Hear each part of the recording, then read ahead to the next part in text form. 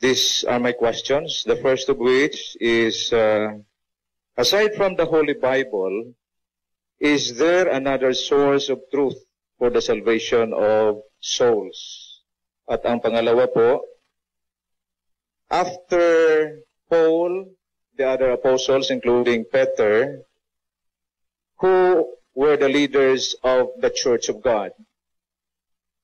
Are these the popes of Rome? Salamat po. Gusto ko lang po sanang i-open sa inyo ang katanungan sa sarili ko na hanggang ngayon di ko pa rin nasasagot. May ka-lead-in partner po ako. For long years na kaming nagsama. We're both single mother and a single father.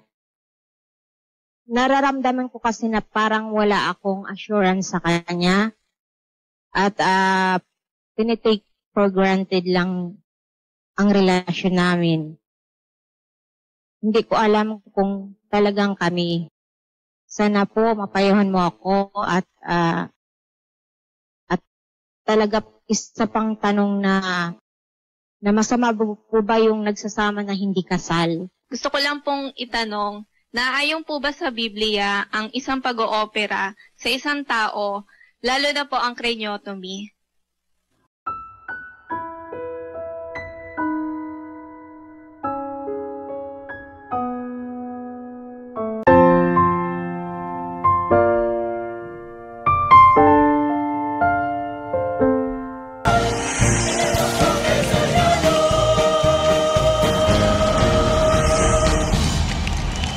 Punta tayo ng Oroqueta City, Misamis Occidental. Kapatid Nahil Salazar, go ahead please.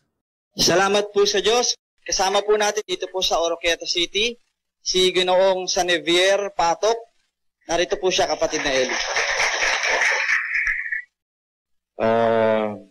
These are my questions. The first of which is, aside from the Holy Bible, is there another source of truth for the salvation of souls?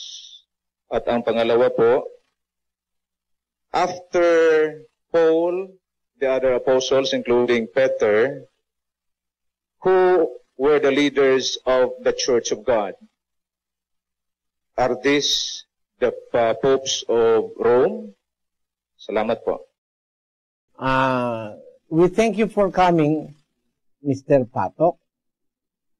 And we are interested also in answering your question. I just have to be frank in answering your questions because frankness is the proper way of telling the truth. There is no other way of learning the truth other than receiving frank answers without any reservation as to whether I will hurt your feeling or the feeling of other people.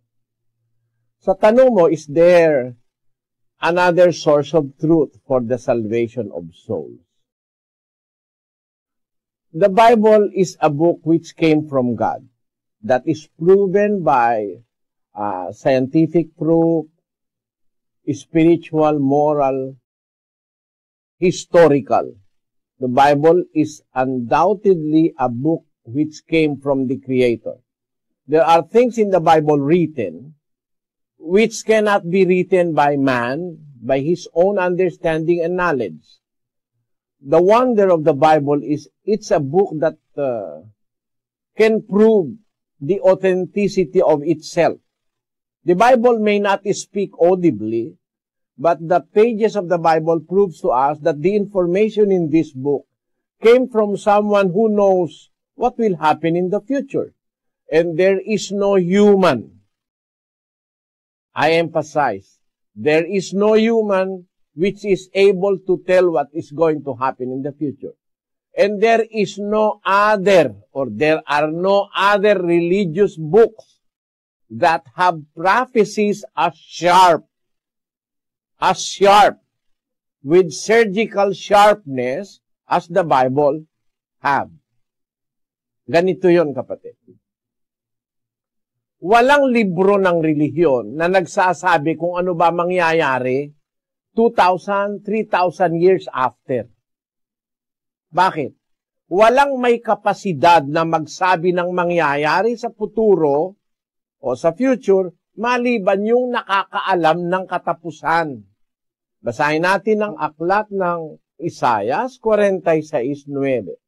Inyong alalahanin ang mga dating bagay ng una, sapagkat ako'y Diyos at walang iba liban sa akin.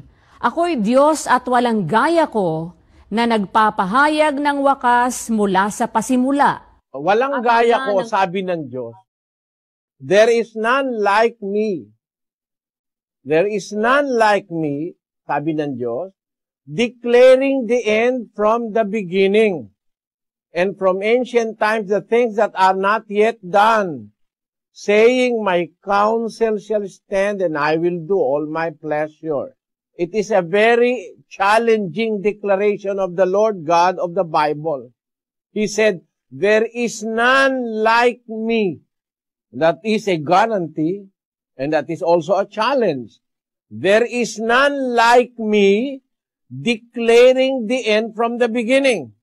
So it is only God who has that capacity to declare the end from the beginning. Meaning, He has the capacity to see what is going to happen in the future until the end. He knows the end. He knows what will happen in the end, and there is none like Him. It's such a guarantee, and it is also a challenge to those who will refute the authenticity of God's Word in the Bible. He said, there is none like me that can declare the future or declare the end from the beginning. And there is no other book on earth that declares what is going to happen 1,000, 2,000, 3,000 years before it happened. Let me prove that. In the book of Daniel, chapter 12, verse 4, the Lord God of the Bible said, But thou, O Daniel, shut up the words and seal the book, even to the time of the end. Many shall run to and fro, and knowledge shall be increased. You see, you cannot imagine what is the meaning of this verse just 200 years ago or 300 years ago. You cannot, in your mind, perceive what the verse means 300 years ago. But this was written by Daniel about 500 years before the birth of Christ, meaning that this verse of the Bible was written 2,700 years before our time.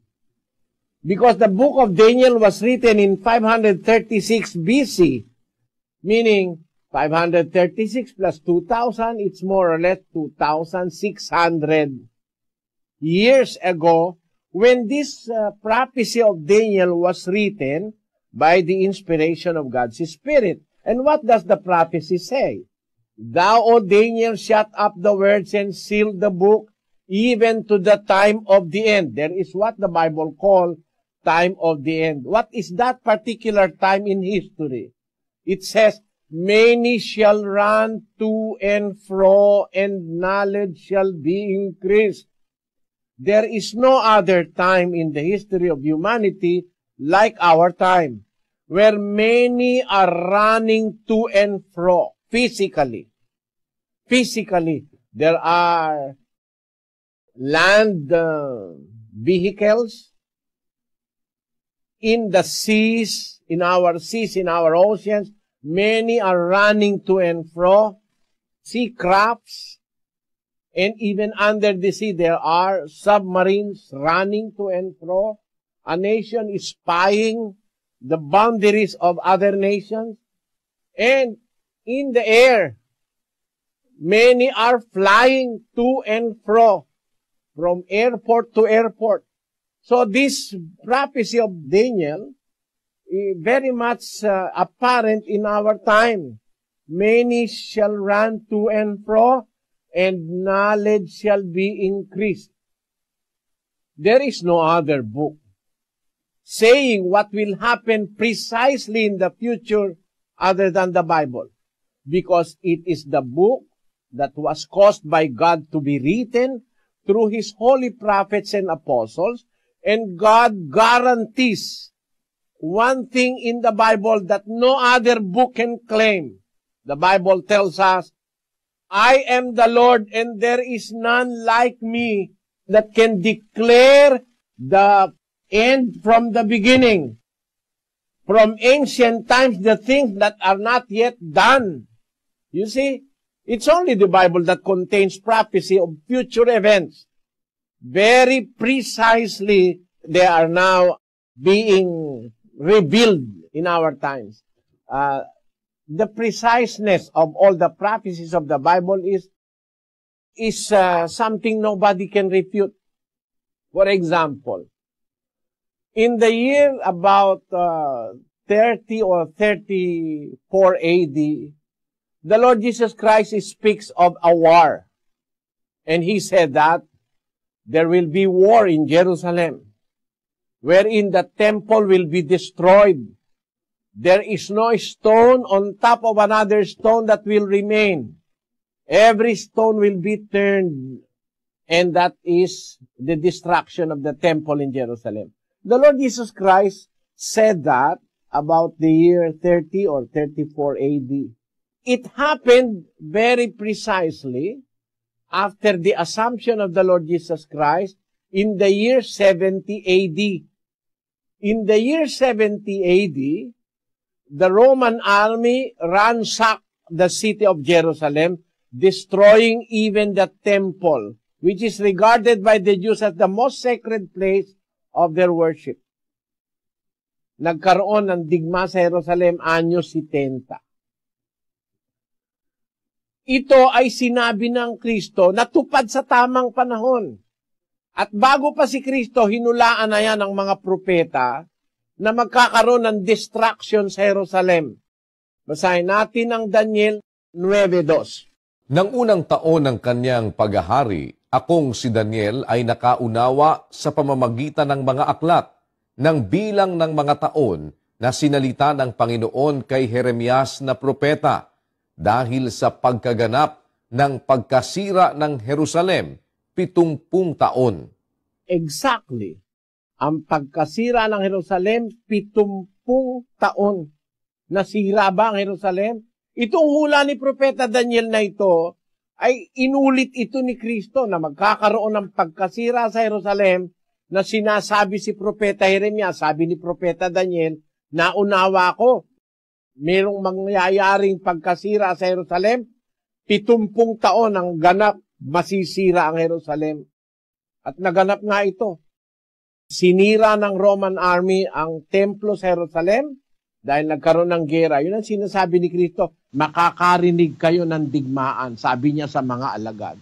Narinig ng mga alagad yon, digmaan na yon, kasi buhay pa ang mga apostol noong anyo 70. Eksakto nangyari. Wala namang ibang aklat sa mundo, kapatid, na nakakapagsalita ng what will happen in the future. At hindi lang mga hula, pati mga informasyon sa Biblia, napakatama, precisely tamang-tama. Halimbawa, nung sabihin ng Diyos kay Abraham, ang lahi mo dapat tutuliin ng lalaki. Sa 8 araw, lahat ng lalaki sa inyo tutuliin. Kaya nga si Kristo, nung ipanganak tinuli siya nung 8 araw Ang makakapagtaka, bakit ang sabi ng Diyos kay Abraham, tutuliin sa 8 araw, pagkapanganak sa 8 araw, tutuliin. Nung una, hindi naiintindihan ng mga doktor ito Pero nitong nakaraang ilang taon, nakita ng mga doktor, tamang-tama yung salita sa Biblia. Gusto kong ipabasa ito, kapatid na Luz, sa iyo, yung finding tungkol sa vitamin K. Opo, ito po yan. In 1935, Professor H. Dam proposed the name vitamin K for the factor in foods that help prevent hemorrhaging in baby chicks. We now know vitamin K is responsible for the production by the liver of the element known as prothrombin. If vitamin K is deficient, there will be a prothrombin deficiency and hemorrhaging may occur. Oddly, it is only on the 5th through the 7th days of the newborn male's life that vitamin K produced by bacteria in the intestinal tract is present in adequate quantities. Vitamin K coupled with prothrombin causes blood coagulation, which is important in any surgical procedure. Holt and McIntosh, in their classic work, Holt Pediatrics, observed that a newborn infant has peculiar susceptibility to bleeding between the 2nd and 5th days of life. Hemorrhages at this time, though often inconsequential, are sometimes extensive. They may produce serious damage to internal organs, especially to the brain, and cause death from shock and exsanguination. Tignan mo itong eksaktong ito na impormasyon sa Biblia, no? Bakit ang utos ng Diyos kay Abraham ay tutuliin ang kanyang mga anak na lalaki sa 8 araw? May natukla-tuklasan ng mga doktor, ang tao pala, lalo na yung lalaki, wala siyang adequate amount of prothrombin with vitamin K na nagkokos ng tinatawag na blood coagulation, o yung pagbubuo ng dugo. Pag wala yung pagbubuo ng dugo, yung coagulation, pag nasugatan ka, dudugo ng dudugo yun hanggang mamatay ka pag wala kang vitamin K at saka yung prothrombin. Na natuklasan ng mga siyentipiko at mga doktor ng medicine na ang tao pala nagkakaroon lang ng prothrombin at saka ng vitamin K pagka mula sa 2 hanggang sa 7 araw mula sa pagkapanganak. Kasi doon pa lang gumagana yung kanyang digestive system.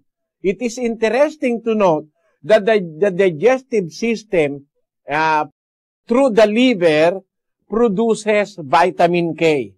Without sufficient amount of vitamin K, you cannot produce prothrombin. Prothrombin is a very important factor and vitamin K for the blood coagulation, as they call it in medicine. Kung ang bata ay tutuliin mo nang wala pa yung hindi pa nakakalagpas sa 7 araw mula sa pagkapanganak, wala pa siyang adequate amount of vitamin K and prothrombin in the system. Maaaring magkaroon siya ng hemorrhaging dahil walang blood coagulants present in the system. Ang nakakapagtakat, nakakapamangha-mangha, libo-libong taon, wala pang alam ang tao sa medisina, sinabi ng Diyos kay Abraham, sa 8 araw, tutuliin niyo yung inyong mga anak na lalaki. Sabi ng Diyos kay Abraham, ito ang aking tipan sa inyo. Nagpapakita lang na even scientifically speaking, the Bible is very exact. Bakit? Kaya pala 8 araw kasi pagka 7 araw pa lang makukumpleto yung presence ng prothrombin at saka ng vitamin K in the system of a male baby boy. Kaya, eksakto ang Biblia, scientifically. And there are other proofs of the exactness of the Bible scientifically. Pati ang history and archaeology proves that things that are written in the Bible are not make-believe things. They are not inventions. They are actual facts in history and in knowledge, proving that the Bible is a book which came from somebody who knows everything on this earth. Somebody that knows what will happen in the future, just like the prophecy in Daniel, when the time of the end was spoken by the Lord, there will be many shall run to and fro, and knowledge shall be increased. Who can imagine what the computer may do 200 years ago? This verse have been read by most presidents of the United States of America. Abraham Lincoln may have read this verse, but he was not lucky enough to witness the fulfillment of that prophecy in Daniel, where the Bible says, maraming tatakbo ng paruot parito, ang kaalaman ay lalago.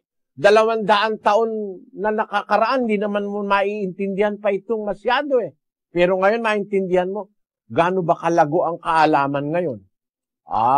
Lumating yung computer, dumating na rin yung robot. Yung robot nagwe-welding na. Yung robot nag-o-opera na. Ganon kalaki ang kaalaman ngayon, na hindi mo maiintindihan ganap 200 years ago. Ngayon lang naman nagaganap yan sa panahon ng kawakasan. That shows how precise the Bible is and how precise the Word of God is.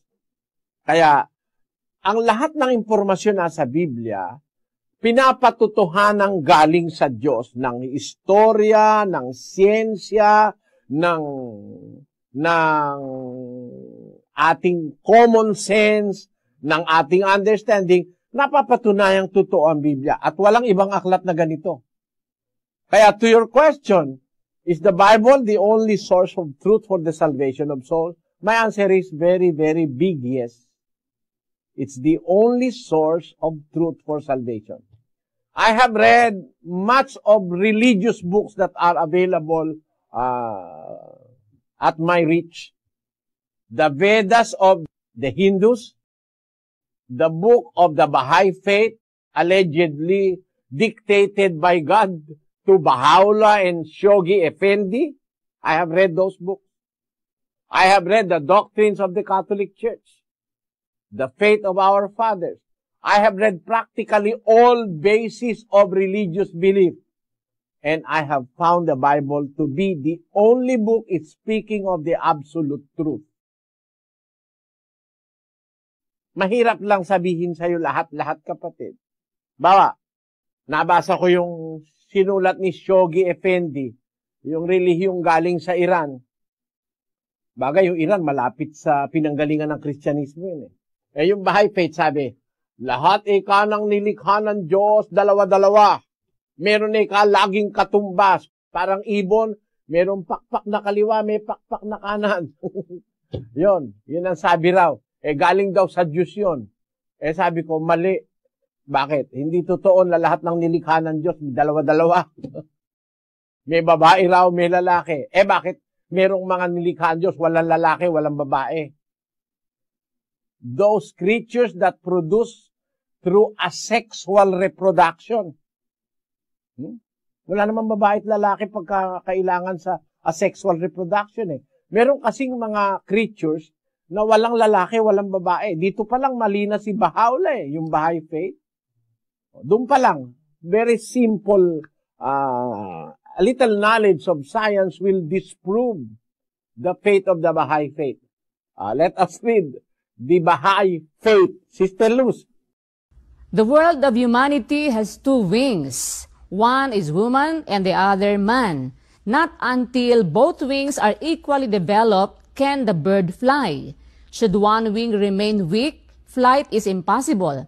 Not until the world of woman becomes equal to the world of man in the acquisition of virtues and perfections can success and prosperity be attained as they ought to be. By Abdul Baha. Ayan. Iyan sa pahayag ng mga Baha'i faith na ang kailangan daw magkaroon ng equal world, equal to the world of man and woman, unless it becomes equal to the world of man in the acquisition of virtues and perfection, can success and prosperity be attained as they ought to be. Hindi raw ma-attain ang prosperity and perfection kung hindi magkakapantay-pantay ang lalaki at babae. Kahit saan mo daanin, kahit sa siyensya, hindi naman pantay ang lalaki at babae. The woman is a weaker vessel, according to the Bible. Let us read in the book of 1 Peter chapter 3, verse 7. Likewise, ye husbands, dwell with them according to knowledge, giving honor unto the wife, as unto the weaker vessel, and as being heirs together of the grace of life, that your prayers be not hindered. The Bible tells us that the woman is a weaker vessel. Put it spiritually, it is right. Put it scientifically, it is right. The woman is a weaker vessel. Scientifically speaking, the woman is a weaker vessel. You study the constitution of the body of a woman and the system of a woman. Scientifically, it is true that the woman is a weaker vessel. Spiritually, it is true. Kaya, kung pag-uusapan natin ay ang Biblia, kapatid, ay totoo ba sinasabi? Totoo ito. Totoo ito. Walang ibang aklat na maiaagapay ka sa Biblia. Itong mga ministro ng Mormons, ang Book of Mormon daw mas mahusay pa sa Biblia. Pakinggan mo, ha? Opo, ayan. Ito ang sabi ng kanilang apostol daw, si Ezra Taft Benson. Ezra Taft Benson agreed, adding in a 1978 address, "There will be more people saved in the kingdom of God 10,000 times over because of the Book of Mormon than there will be because of the Bible." Assuming that he is trying to imply that the Book of Mormon is better than the Bible. You see that, brother? But is it true that the Book of Mormon is better than the Bible, that it can save more people, 10,000 more than it is because of the Bible? That is a complete lie. It is a lie greater than the biggest temple of the Mormon church. Why? The Book of Mormon contains filth, garbage. I say that because let us see what the Book of Mormon say. In the Book of Alma, or the Book of Mormon, let us read what they allege. Alma 3:6. Alma 3:6. And the skins of the Lamanites were dark, according to the mark which was set upon their fathers, which was a curse upon them because of their transgression and their rebellion against their brethren, who consisted of Nephi, Jacob, and Joseph, and some who were just and holy men. Itong mga Mormons na, mga apostol ng Mormons, at nitong si Joseph Smith, yun daw mga Lamanites, mga negro. Kasi yun daw pagiging negro, sumpa raw yun ng Diyos. Ano ang kasalanan ng mga bata na ipinanganak na negro? Ang pagiging negro is a long-term process which involves the things that occurs or happen to a man in the kind of environment he is in. Let us read the book of the Bible. Let us now leave the Book of Mormon for a while and let us see the Bible. In the Song of Solomon, chapter 1, verse 6. Look not upon me, because I am black, because the sun hath looked upon me. I am black because the sun hath looked upon me. In other translation, because I am darkened by the sun. At tinan mo ito scientifically, totoo ito eh. The sun can darken the skin of a person. Why? Scientifically speaking, the rays of the sun produces tan on our skin that produces melanin, that substance that causes the tanning of our skin. Long exposure to that process may darken the skin of a person. And those characteristics may be handed from one generation to another because of the DNA and because of the DNA and the genes. Ngayon, if you continually live on our place on earth, which is very much exposed to the sun, the darkness of the skin from the parent may even be aggravated to the next generations because of the constant exposure. And scientists believe that it may take 1,000 years to notice a very great change. Let us read a finding of Jablonski. Opo, Jablonski and Chaplin note that when human indigenous peoples have migrated, they have carried with them a sufficient gene pool so that within 1,000 years, the skin of their descendants living today has turned dark or turned light to adapt to fit the formula given above. And this is scientific. In a span of 1,000 years, the sufficient gene pool from the parent to the offspring may affect the darkening of their skin or the lightening of their skin. And it can take in a process that may happen in a period of 1,000 years. So it is true what the Bible says, that being dark depends on the exposure to the sun. And that is very much apparent in our times. People that live in places wherein there is no sufficient sunlight and the sun is not very much present, like in Finland, people are white. But in Africa, where the rays of the sun is so intense, people have turned to be very black. But does that mean that they are cursed? No African will accept the explanation of the Mormon Church that they were cursed because being dark is a curse. Yung pagiging negro raw ay sumpa. Mali yun. Ang katunayan, ang Book of Mormons nag-prophesy, mali, palpak. Basahin natin, Sis Luz, ang palpak na prophecy ng Book of Mormons. Doon sa Doctrines and Covenants, Section 84. Ito po yan. Doctrines and Covenants, Section 84. A revelation of Jesus Christ unto his servant Joseph Smith Jr. and 6 elders as they united their hearts and lifted their voices on high. Yea, the word of the Lord concerning his church, established in the last days for the restoration of his people, as he has spoken by the mouth of his prophets, and for the gathering of his saints to stand upon Mount Zion, which shall be the city of New Jerusalem.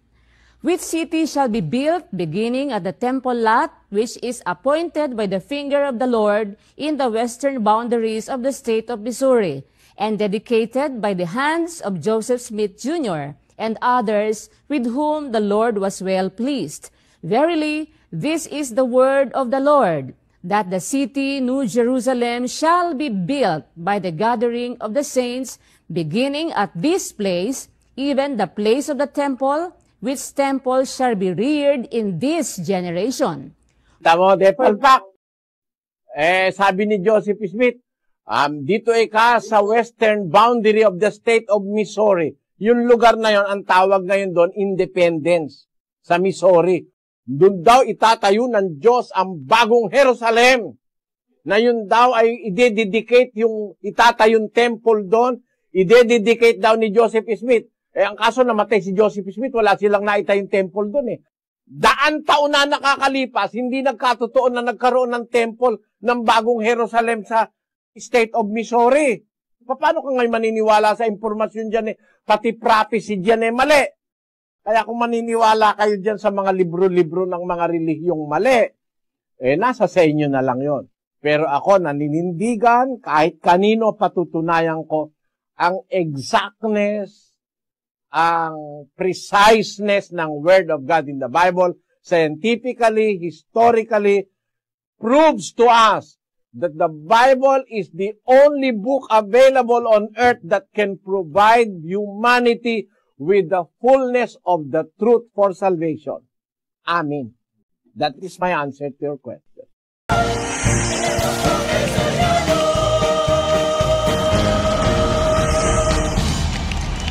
Sa Macau, si kapatid na Ramis Naral. Macau, go ahead please. Salamat po sa Diyos, kapatid na Daniel. Magandang araw po, kapatid na Eli. At sa pagkakataon po ito, ang magtatanong po, kapatid na Eli, mula dito po sa Macau ay si Sister Jessica Cernal, isa pong Katoliko. Gusto ko lang po sanang i-open sa inyo ang katanungan sa sarili ko na hanggang ngayon di ko pa rin nasasagot. May ka-lead-in partner po ako. For long years na kaming nagsama. We're both single mother and a single father. Nararamdaman ko kasi na parang wala akong assurance sa kanya at tinitake for granted lang ang relasyon namin. Hindi ko alam kung talagang kami. Sana po mapayuhan mo ako at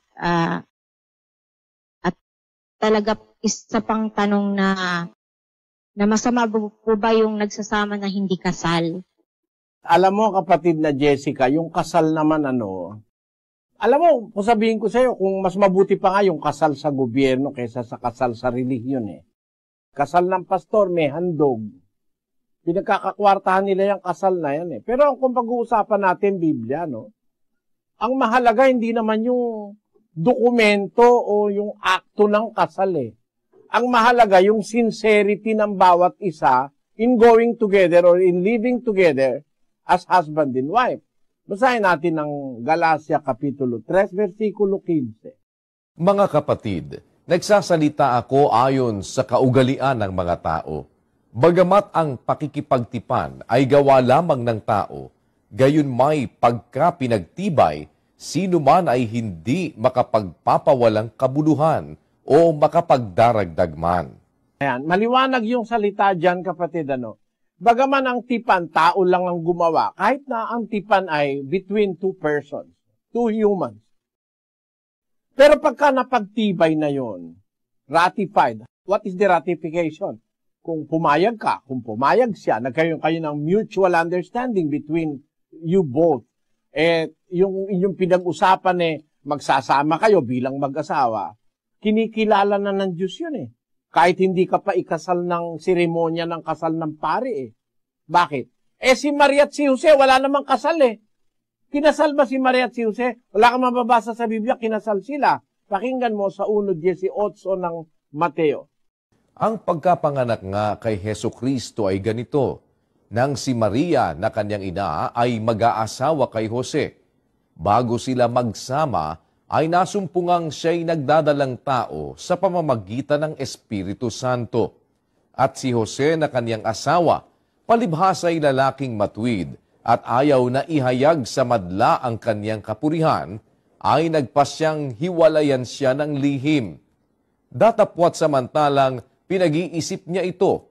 Narito, ang isang anghel ng Panginoon ay napakita sa kanya sa panaginip na nagsasabi, Jose, anak ni David, huwag kang mangamba sa pagtanggap kay Maria na iyong asawa, sapagkat ang kanyang dinadalang tao ay sa Espiritu Santo. Kita mo kapatid, ang sabi dun sa 18, nang si Maria ay mag-aasawa kay Jose.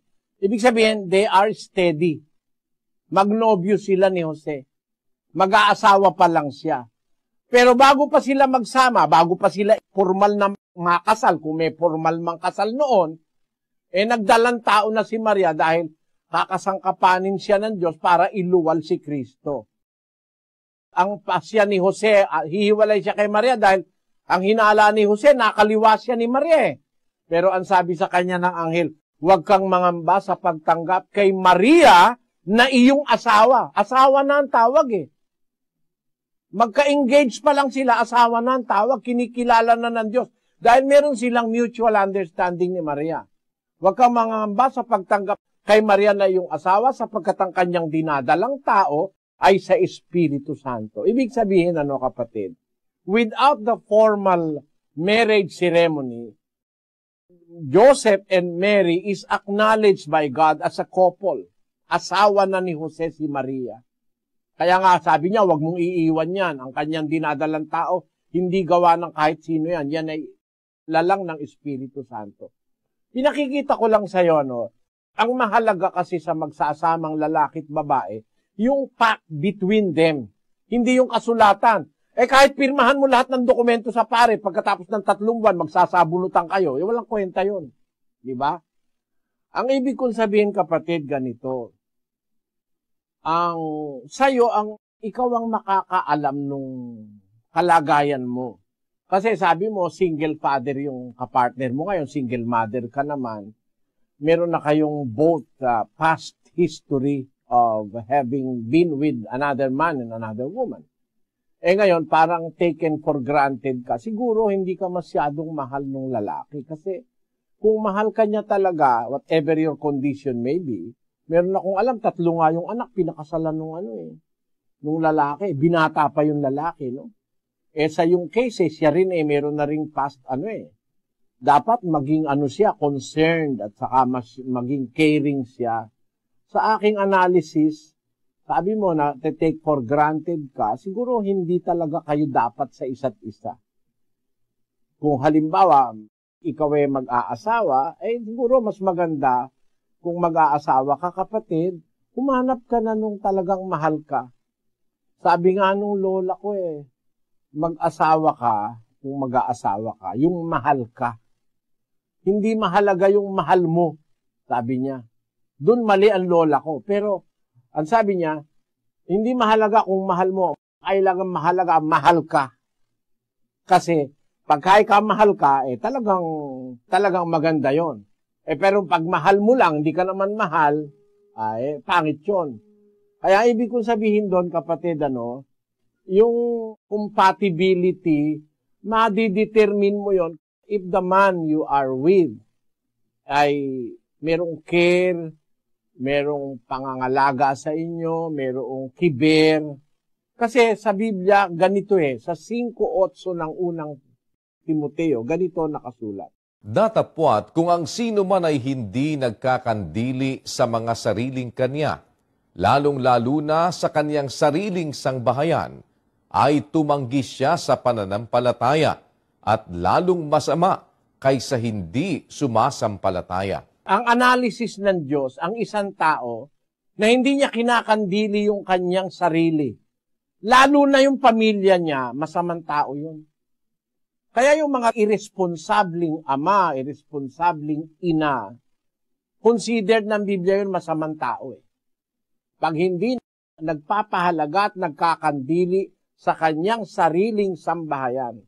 Kung wala kang makitang sa asawa mo ngayon o sa kasama mo ngayon na feeling of belonging o feeling of caring para sa sambahayan, delikado ka.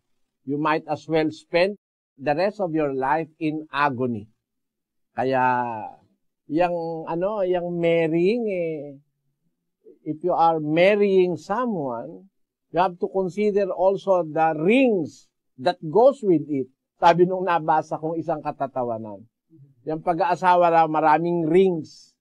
Engagement ring, tapos wedding ring. Kasunod na nun, suffering. Kasunod pa nun, enduring.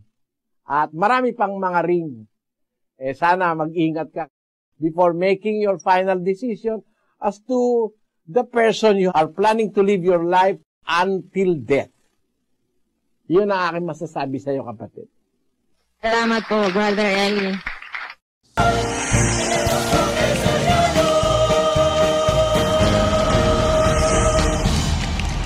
Sa Ho Chi Minh naman po tayo sa Vietnam, kapatid na dito Bahe. Go ahead, Ho Chi Minh.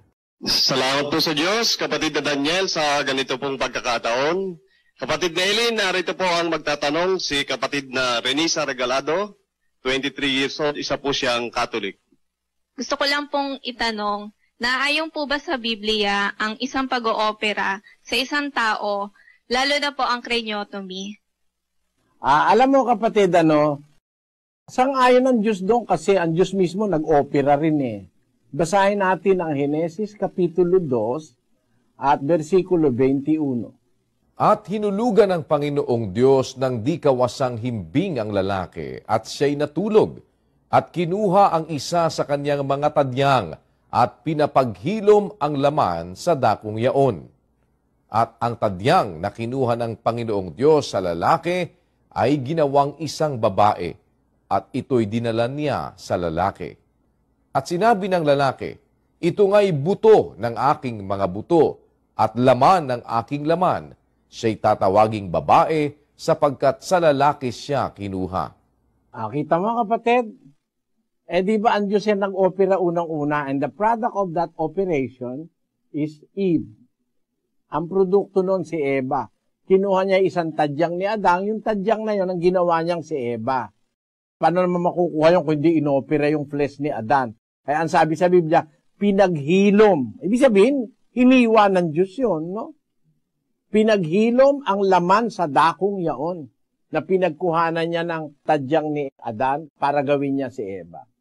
Ngayon, yung pag-oopera na natuklasan ngayon ng modern science ay kung ginagawa with utmost of concern and with utmost carefulness, kasang-ayon ng kalooban ng Diyos yun. Sa Ecclesiastes Kapitulo 3, ito ating mababasa sa versikulo 10. Aking nakita ang sakit na ibinigay ng Diyos sa mga anak ng mga tao upang pagsanayan. Ayan, yung yung sakit, pinagsasanayan yan eh.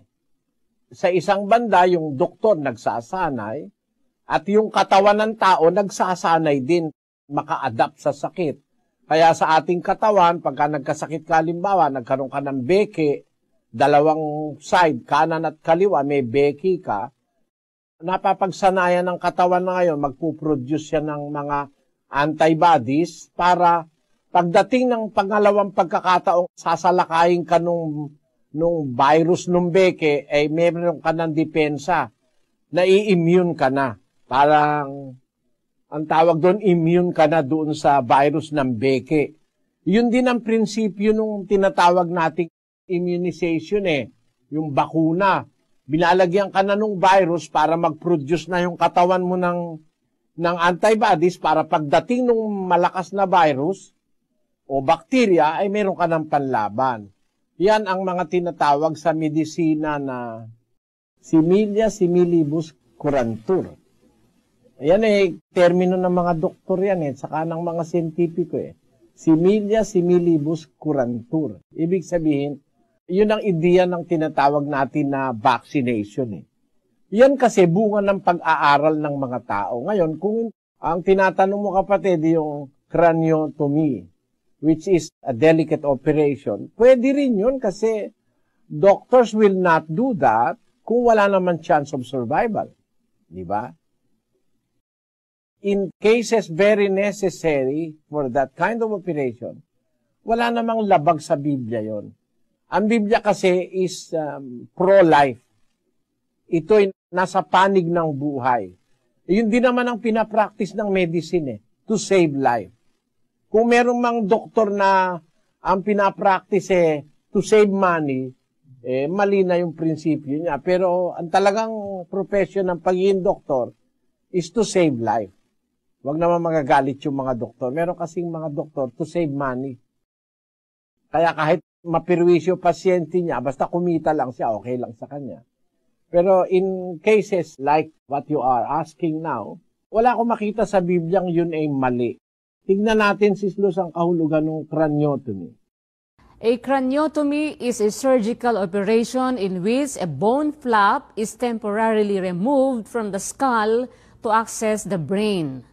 Craniotomies are often a critical operation performed on patients suffering from brain lesions or traumatic brain injury, TBI, and can also allow doctors to surgically implant deep brain stimulators for the treatment of Parkinson's disease, epilepsy, and cerebellar tremor. The procedure is also widely used in neuroscience for extracellular recording, brain imaging, and for neurological manipulations such as electrical stimulation and chemical titration. Human craniotomy is usually performed under general anesthesia, but can be also done with the patient awake using a local anesthetic. The procedure generally does not involve significant discomfort for the patient. In general, a craniotomy will be preceded by an MRI scan which provides a picture of the brain that the surgeon uses to plan the precise location for bone removal and the appropriate angle of access to the relevant brain areas. So, yung craniotomy na sinasabi, kapatid, ay ano naman yan? It's not a suicidal procedure. It is a procedure wherein the patient may be relieved of the problem. Kaya okay lang, kapatid. Kaya lang kung minsan, you have to consider the age of the patient. Kung ang ooperahan mo sa ulo ay 91 anyos na, you might as well let him rest. Diba? Kung halimbawa 91 anyos na o kaya 80 anyos na, bubuksan mo pa yung bungo tapos yung iskal naku, maselan yun, kapatid. Yun ang sagot ko sa'yo, kapatid. Opo, maraming salamat po, Brother Eli.